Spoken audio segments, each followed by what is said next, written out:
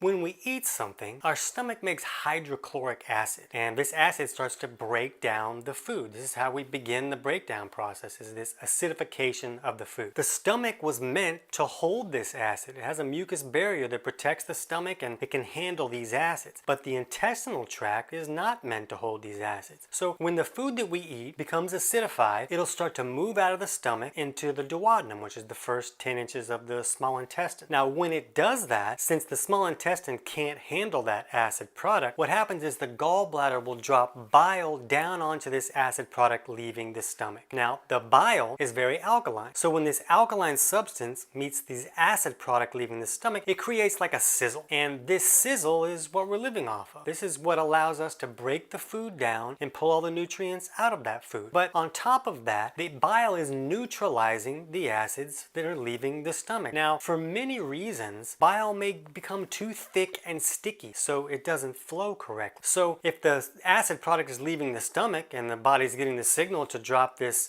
bile down from the gallbladder, but it's not dropping down because it's not really flowing well, then that becomes a problem. Now the acid product that left the stomach is still acidic and it's moving through the intestinal tract. The problem is that these acids are made to break down protein. Guess what your intestinal tract is made out of? Yeah, it's protein. So the body doesn't want that. The body doesn't want this acid breaking down your intestinal tract and leaking cheeseburger all over into your gut. So what the body does is it will draw all the water that's available to this intestinal tract to kind of cool it off and to kind of cool those acids off, and then it'll rush it out the back door. It'll be like, get this out of here before it burns a hole in us. And it comes shooting out the back door and it lifts us off the toilet like a rocket, and it's not such a great situation.